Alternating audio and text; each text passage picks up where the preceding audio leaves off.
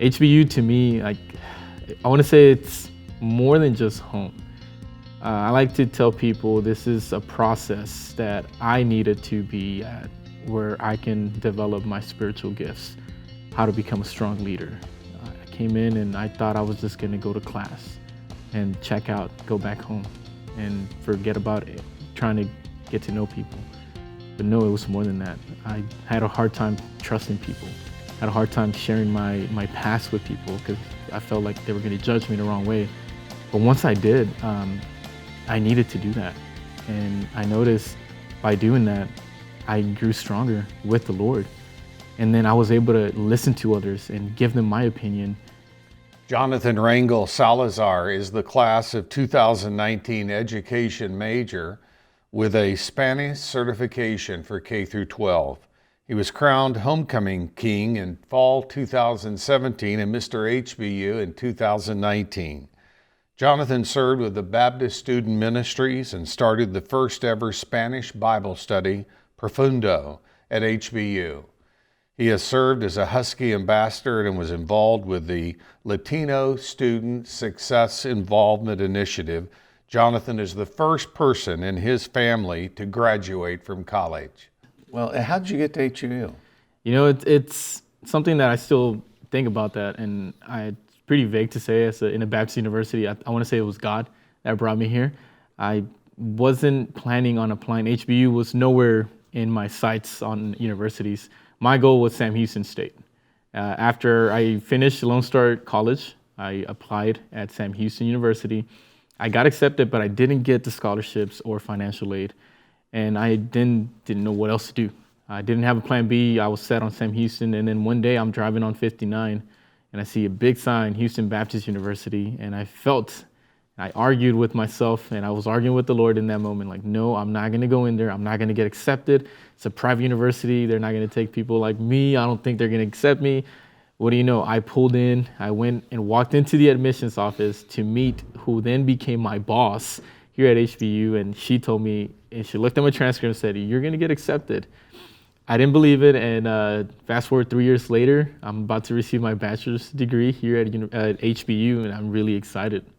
About 40% of the student body of HBU is Latino. What was the Spanish Bible study like?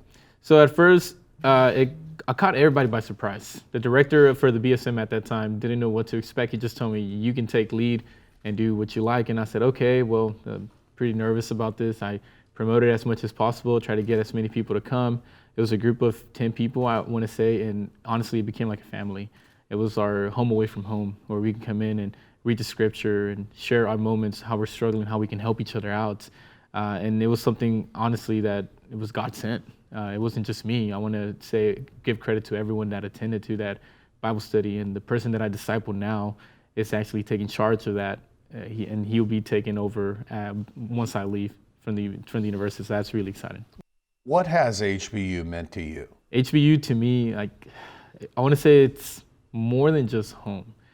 I like to tell people this is a process that I needed to be at where I can develop my spiritual gifts, how to become a strong leader. I came in and I thought I was just going to go to class and check out, go back home and forget about it, trying to get to know people. But no, it was more than that. I had a hard time trusting people. I had a hard time sharing my past with people because I felt like they were going to judge me the wrong way. But once I did, I needed to do that. And I noticed by doing that, I grew stronger with the Lord. And then I was able to listen to others and give them my opinion. And honestly, it was like a rehab for me. And now that I'm done, I've had so much of it. Like, I can't believe it's over. I feel strong. I feel that I can walk better with the Lord. And I felt that the Lord really put me to a challenge here. He kind of like said, okay, let's see what you got. And I know I passed, and I know he's really happy for me, and I'm ready for the next step, whether that's here or whether that's wherever I need to go. I know God's going to give me the right people, and he's going to put the right people in front of me. How has your academic training been at HBU? It's been great. It's hard. I'm not going to lie, it's been hard.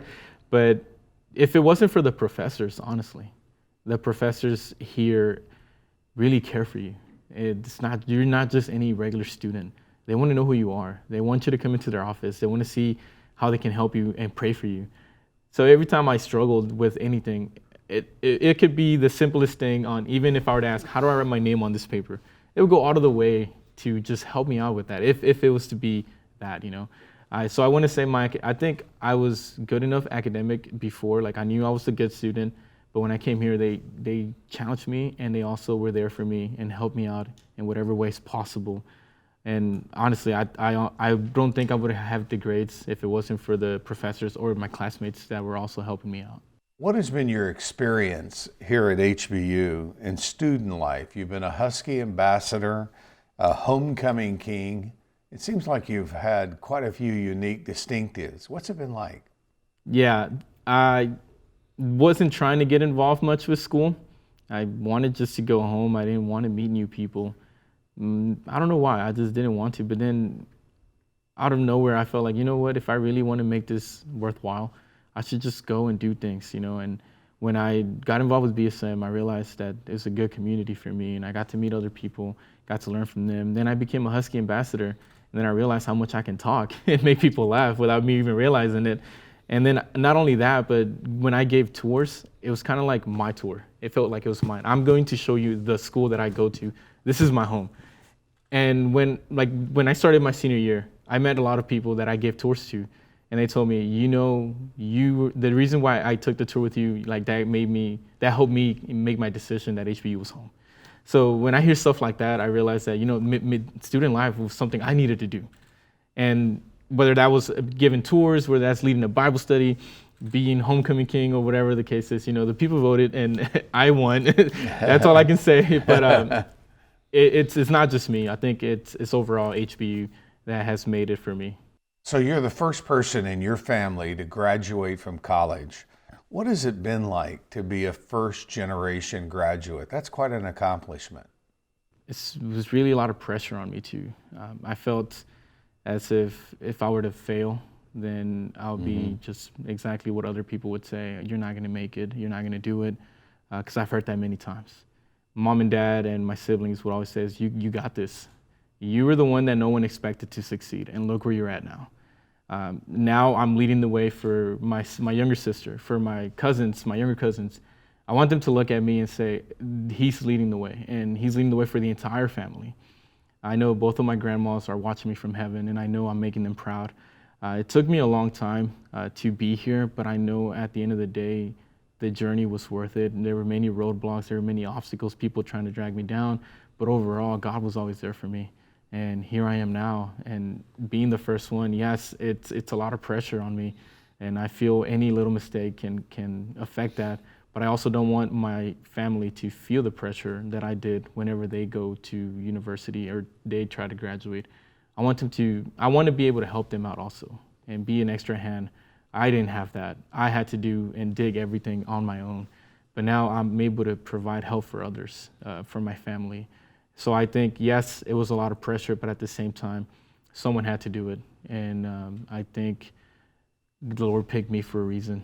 And I'm willing to help my family out in whatever ways I can. It must be very inspiring to be a first-generation college graduate. What kind of inspiration has that provided to your family members? I know when I talk to some of my cousins, you know, we're having so much fun in high school, you know, parties, sports, and I get it, you know. It's something a lot of high schoolers want to do. But at the end of the day, I see it in them when they look at me and they tell me, how's school, how's college, how are you doing it? You know, you're working, you're doing all this. How's it even possible? You must be really smart. And I was like, well, one, I am smart, but two is because I'm putting in the work. And I want y'all to do the same. So I really hope that they do see me like that. They do see me as like the cool older cousin. And sometimes I can embarrass them, which it's funny. But I just hope that the family is really, really proud. And I hope that all my cousins do want to go to university one day. A college degree from HBU is quite an accomplishment. HBU's education is vigorous, it's challenging, but the degree is distinctive. What is the future of your life going to be like with a college degree from HBU?